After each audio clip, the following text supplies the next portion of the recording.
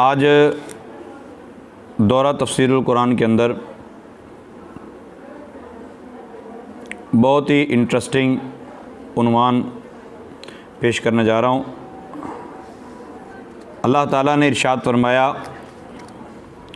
سورہ نحل ہے اور اس کی آیت نمبر 89 ہے، 89۔ اللہ تعالیٰ ارشاد فرماتا ہے، وَيَوْمَ نَبْعَثُ فِي كُلِّ أُمَّةٍ شَهِيدًا عَلَيْهِمْ مِنْ أَنفُسِهِمْ وَجِئْنَا بِكَ شَهِيدًا عَلَى هَؤُلَاءِ وَنَزَّلْنَا عَلَيْكَ الْكِتَابَ تِبْيَانًا لِكُلِّ شَيْءٍ وَهُدًى وَرَحْمَةً وَبُشْرَىٰ لِلْمُسْلِمِينَ۔ اچھا، اس طرح کی دیگر آیات بھی قرآن پاک میں موجود ہیں۔ مثلاً سورۃ النساء کی آیت نمبر 41 ہے، فَكَيْفَ إِذَا جِئْنَا مِنْ كُلِّ أُمَّةٍ بِشَهِيدٍ وَجِئْنَا بِكَ عَلَى هَؤُلَاءِ شَهِيدًا، اور إِنَّا أَرْسَلْنَاكَ شَاهِدًا وَمُبَشِّرًا وَنَذِيرًا،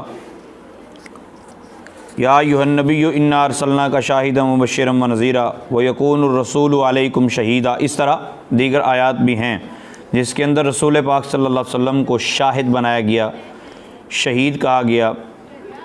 تو اب شہید اور شہادت یہ ایک ہی مادہ سے، تو اس کا معنی کیا بنتا ہے؟ میں آپ کو عرض کرتا ہوں، قرآن پاک کی سورہ بقرہ کے اندر ہے، فمن شاہد منکم الشہر فلیصمہ، کہ جو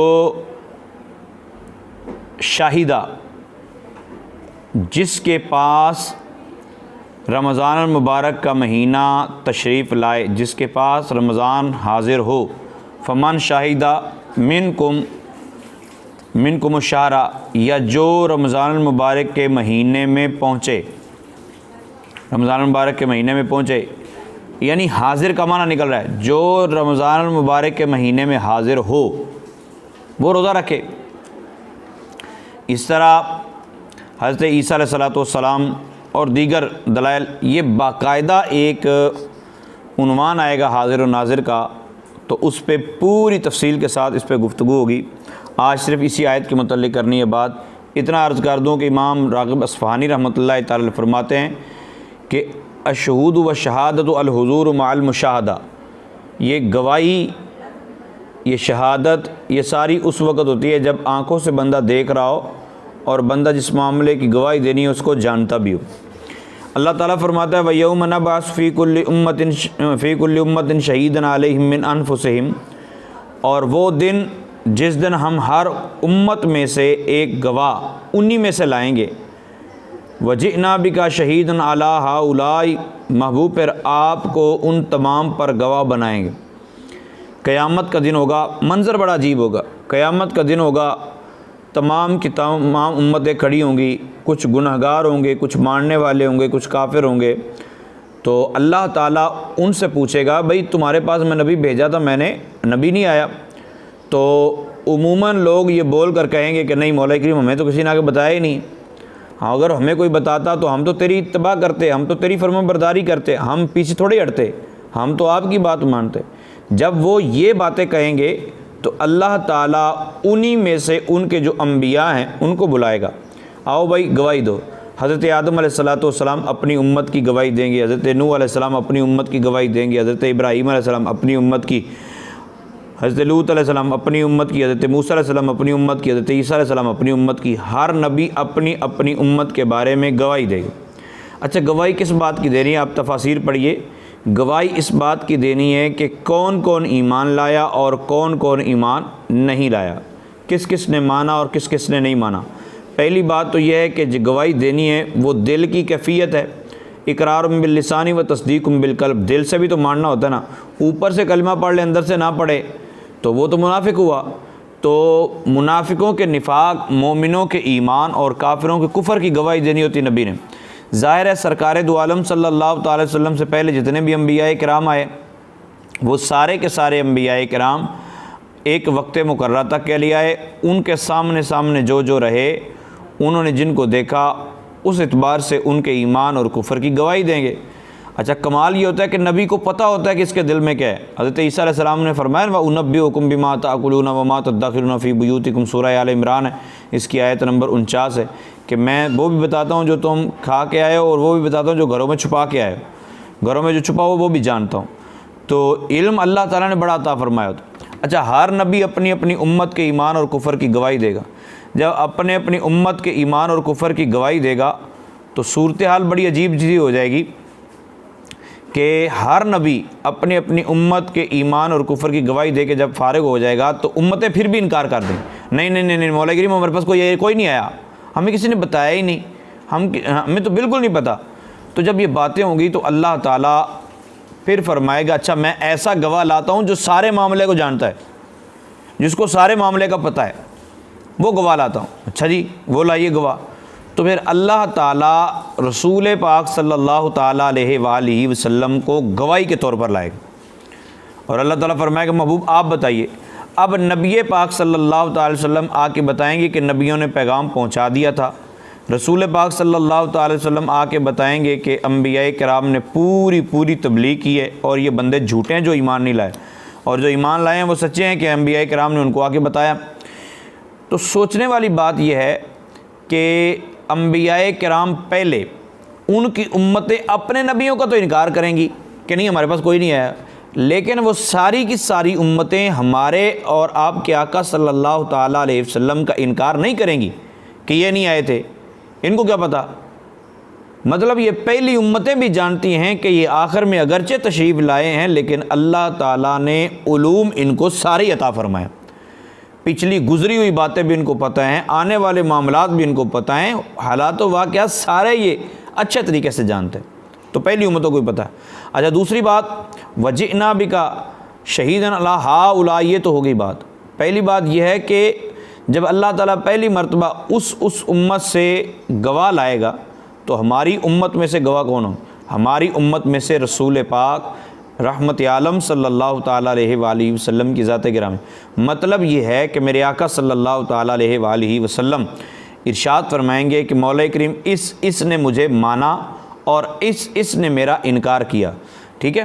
تو رسول پاک صلی اللہ تعالیٰ علیہ وآلہ وسلم کافروں کے کفر، ایمان والوں کے ایمان کی گواہی دیں گے، اور قیامت تک کے جو امتی ہیں سرکار دو عالم صلی اللہ علیہ وسلم تمام کے ایمان کی گواہی دیں گے، کس نے مانا اور کس نے نہیں مانا۔ رسول پاک صلی اللہ تعالیٰ علیہ وآلہ وسلم تمام کافروں کے کفر کی، ایمان والوں کے ایمان کی، اور منافقوں کے نفاق کی بھی گواہی دیں گے۔ تو رسول پاک صلی اللہ تعالیٰ علیہ وسلم اگر گواہی دیں گے تو میں آپ کو ایک مثال دیتا ہوں کہ ایک قتل کا کیس چل رہا تھا، جج نے پوچھا اچھا بھئی کس نے قتل کیا؟ وکیل کہتا جی فلاں نے قتل کیا۔ بولے کوئی گواہ؟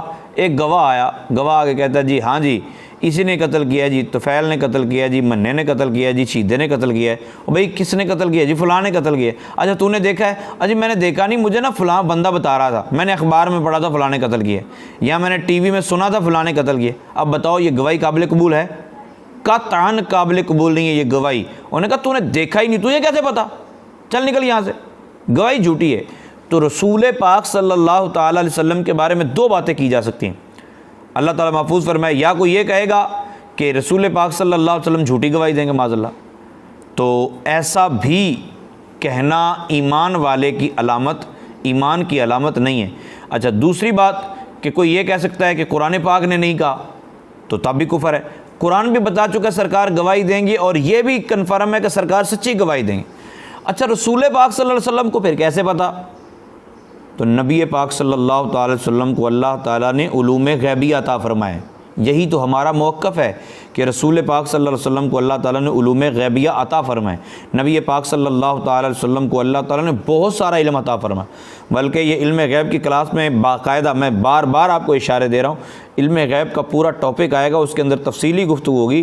اسی کے اندر آپ دیکھیں وَنَزَّلْنَا عَلَيْكَ الْكِتَابَ بِيَانًا لِكُلِّ شَيْءٍ۔ محبوب اگر کوئی آپ کے بارے میں سوچے کہ آپ کو کیسے پتہ، تو پھر سن لے، وہ ہم نے آپ کے پاس جو کتاب بھیجی، آپ پر جو کتاب اتاری ہے، وہ ہر شے کو کھول کر بیان کرنے والی۔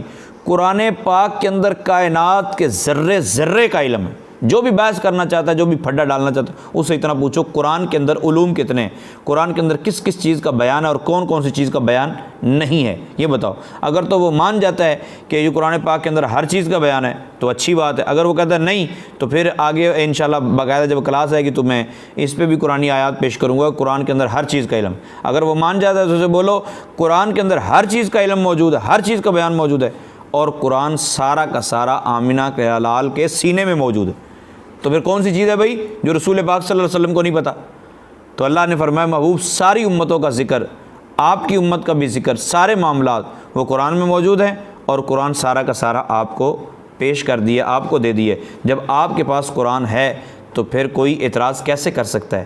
اور جس طرح اسرائیل علیہ السلام, اچھا میں نے حاضر اور ناظر کا معنی یہ پیش کیا کہ شہید, اور میں نے سورہ نساء کی بات کرتے ہوئے یہ بات کہی تھی کہ حاضر اور ناظر کا مطلب یہ ہوتا ہے کہ سرکار دو عالم صلی اللہ تعالی علیہ وسلم اپنی قبر انور میں زندہ موجود ہیں, اور جس طرح چاہتے ہیں جس وقت چاہتے ہیں تشریف لے جا سکتے ہیں. یہ ناظر کا مطلب سرکار اپنی قبر میں رہتے ہوئے پوری کائنات کو دیکھ رہے ہیں, اور حاضر کا مطلب جہاں چاہتے ہیں وہاں تشریف لے جا سکتے ہیں. اب کوئی بولے ایک ہیں سرکار تو کیسے جا سکتے ہیں بھائی؟ وہی اسرائیل علیہ السلام کتنے ہیں؟ ایک ہی اسرائیل ہیں, وہ پوری کائنات میں گھوم پھر رہا ہوتا ہے. جہاں جہاں جس وقت جس نے مرنا ہے, بیک وقت کوئی 50,000 لوگ مر رہے ہیں تو 50,000 جگہوں پہ حضرت اسرائیل علیہ السلام تشریف لے گئے, ٹھیک ہے. اور ایک سورج ہے پوری کائنات میں نظر آتا ہے, ہر بندہ کہتا ہے مجھے بھی نظر آ رہا ہے, مجھے بھی نظر آ رہا ہے, مجھے بھی نظر آ رہا ہے. تو رسول پاک صلی اللہ تعالی وسلم کو جو اللہ نے طاقتیں عطا فرمائی ہیں, ان سے کوئی بعید نہیں ہے کہ سرکار بیک وقت ہزاروں جگہ پہ تشریف لے جا سکیں. نبی پاک صلی اللہ علیہ وسلم جب جاتے ہیں کسی خواب میں بھی جائیں تو سرکار ہی حقیقت میں جاتے ہیں, ایسا نہیں ہے کہ شیطان رسول پاک صلی اللہ علیہ وسلم کی صورت بنا کر چلا جاتا. تو محبوب جہاں چاہیں جس وقت چاہیں جا سکتے ہیں. یہ عقیدہ ہے ہمارا حاضر ناظر ہونے کے بارے میں, اور یہ قرآن پاک سے ثابت ہے. جب سرکار ہمیں دیکھتے ہیں تو ناظر ہیں, سرکار ہمارے پاس تشریف لا سکتے ہیں تو سرکار حاضر بھی ہیں. نبی پاک صلی اللہ تعالی وسلم بما جسم ہر وقت ہر جگہ موجود ہوں, یہ ہمارا عقیدہ نہیں ہے. ہو سکتے ہیں لیکن ایسا ہمارا عقیدہ نہیں ہے. اللہ تعالیٰ عمل کی توفیق عطا فرمائے, ہمیں سچا اور سچا عقیدہ رکھنے کی توفیق عطا فرمائے. کل بروز قیامت جب رسول پاک صلی اللہ علیہ وسلم کی بارگاہ میں ہم حاضر ہوں تو اللہ تعالیٰ ہمیں شرمندگی سے بچائے. رسول پاک صلی اللہ علیہ وسلم ہمارے ایمان کے گواہ ہوں, رسول پاک صلی اللہ علیہ وسلم ہمارے ایمان کی گواہیاں دیں. اللہ تعالیٰ ہمارے حال پر کرم فرمائے, ہمیں شفاعت مصطفیٰ صلی اللہ تعالی وسلم سے سرفراز فرمائے. آمین بجاہ النبی الامین صلی اللہ علیہ وسلم.